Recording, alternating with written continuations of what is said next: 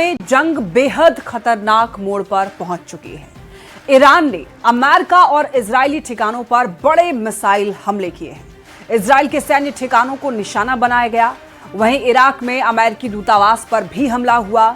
दूसरी तरफ इजरायल और अमेरिकी सेना ने भी ईरान के इस्फहान और खुर्रम शहर पर जवाबी हमले किए हैं, जबकि तेहरान पर बड़े हवाई हमले की खबरें सामने आई। वहीं लेबनान में भी इजरायली सेना के हमले लगातार जारी हैं। लेबनान की राजधानी बेरूत पर आईडीएफ ने जबरदस्त हवाई हमला किया है और इस बीच ईरान ने अपने मिसाइलों के बड़े जखीरे का प्रदर्शन करते हुए अंडरग्राउंड अड्डे का एक वीडियो जारी कर इजराइल और अमेरिका को बड़ा संदेश देने की कोशिश की है। दोनों तरफ से जारी हमलों से पश्चिम एशिया युद्ध की भयंकर आग में यहां पर झुलसता हुआ दिखाई दे रहा है। हालांकि ट्रंप ने ईरान को युद्ध में 5 दिनों की मोहलत देकर हालातों को सुधारने के लिए एक कूटनीतिक कदम उठाया है। ये कुछ तस्वीरें आप देखिए। ट्रंप के बयान से पहले ही संग्राम छिड़ चुका है।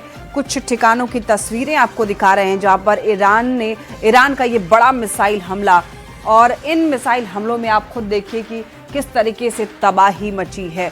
इजरायली ठिकानों पर मिसाइल अटैक, और यहां पर लेबनान में बेरूत पर हवाई हमला किया गया। ईरानी मिसाइलों का जखीरा बरामद किया गया है और इराक में यूएस एम्बेसी पर भी हमला हो चुका है। और यूएस ठिकानों पर ईरान ने जो हमला किया है उसकी भी कुछ तस्वीरें आपको दिखा रहे हैं।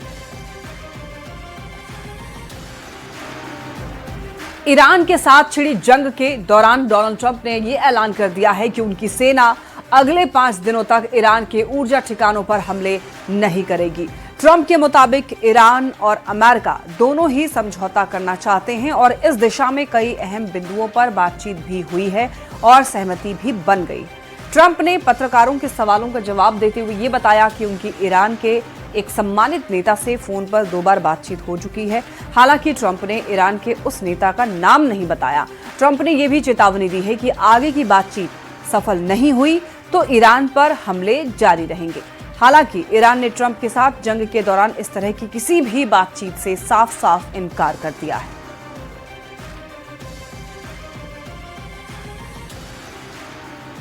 With Mr. President, a top person. Don't forget, we've wiped out the leadership phase 1, phase 2, and largely phase 3. But we're dealing with the man who I believe is the most respected and the leader. It's a little tough. We've wiped out everybody. Is that the Supreme Leader? No, not the Supreme Leader. We don't. Well, nobody heard of the second Supreme Leader, the son. देखिए, Donald Trump के U turn ने पूरी दुनिया को चौंका दिया है। युद्ध के 24वें दिन ट्रंप ने यह कहा कि वो 5 दिनों तक ईरान के बिजली प्लांट पर अटैक नहीं करेंगे और ईरान से उनकी बातचीत चल रही है। इजरायली मीडिया का यह दावा है कि ईरान की तरफ से वहां के स्पीकर मोहम्मद कलीबाफ बात कर रहे हैं। हालांकि ईरान ने ट्रंप के दावों की हवा निकाल दी। ईरान ने यह कहा कि ट्रंप सफेद झूठ बोल रहे हैं।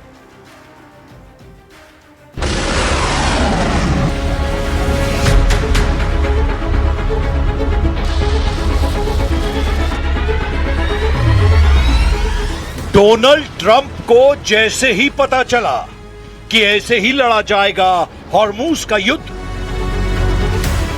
तो सवाल उठा कि क्या ईरान ऐसे ही बचाएगा अपनी जमीन और क्या समंदर में ही खोद डालेगा दुश्मन की कब्र, या फिर अमेरिका के 5000 कमांडो तोड़ डालेंगे ईरान का हॉर्मूज का चक्रव्यूह।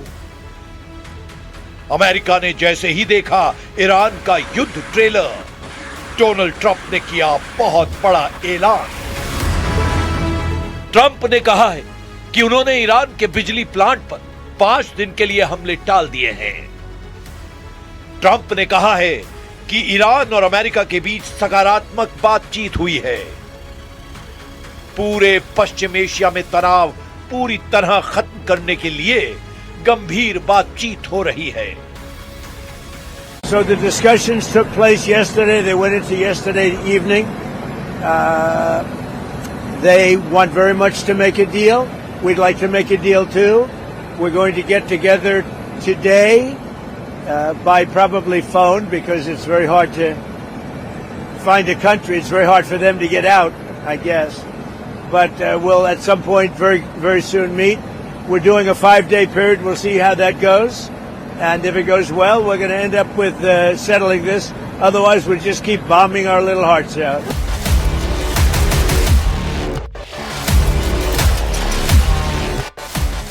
क्या ट्रंप का ये ऐलान 5 दिन का सरेंडर है?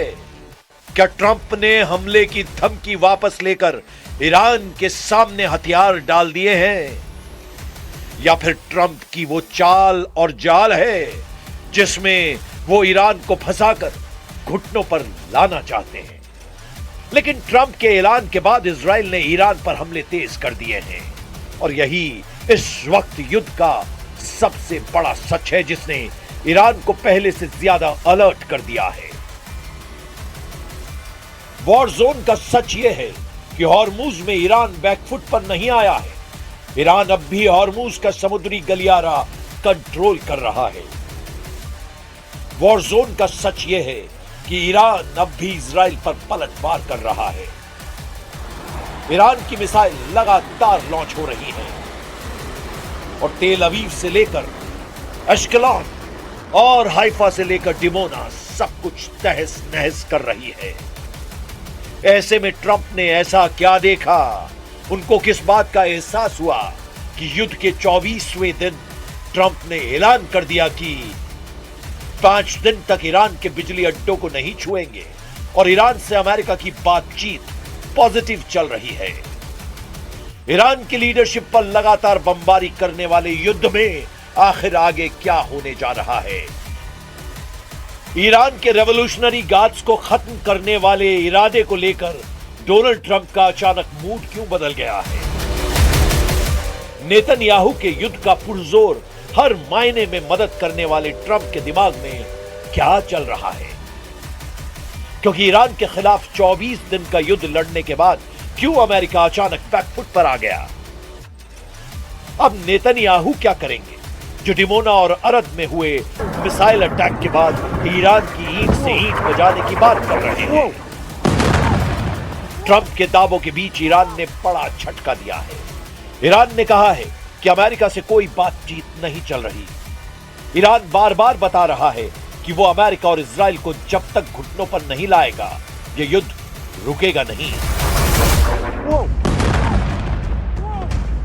ऐसे में ट्रंप के दावों के बीच क्या हॉर्मुज पर ईरान का कंट्रोल बरकरार रहेगा? क्या इजराइल पर ईरान के हमले रुकेंगे या और तेज होंगे? फिलहाल ट्रंप का 48 घंटे वाला अल्टीमेटम हॉर्मुज के उथले समंदर में डूब चुका है और ईरान ने अपने तेवर भी पहले से और कड़े कर दिए हैं। ईरान को ट्रंप की बातों पर बिल्कुल भी यकीन नहीं और इसीलिए अब भी सवाल उठ रहा है कि क्या हॉर्मुज बनने जा रहा है वर्ल्ड वॉर का एपिसेंटर? तेल अवीव में गिरने वाली हर मिसाइल को रोकने के लिए डिमोना जैसी तबाही से क्या ईरान वर्सेस ऑल वाला युद्ध हॉर्मुज के समंदर में शुरू हो चुका है, जिसमें एक तरफ है इजराइल, अमेरिका, खाड़ी देश, नेटो और दूसरी तरफ है ईरान और साथ में मदद कर रहे हैं रूस और चीन।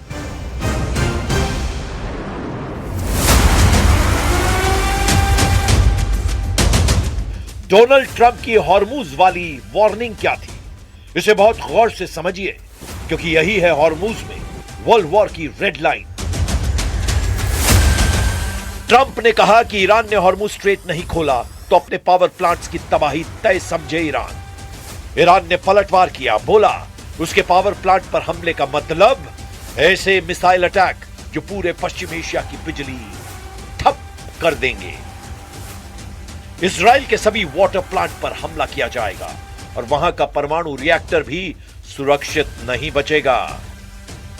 इसके बाद ट्रंप ने कहा हम 5 दिन तक ईरान के बिजली प्लांट पर हमला नहीं करेंगे। ईरान से बातचीत अच्छी चल रही है।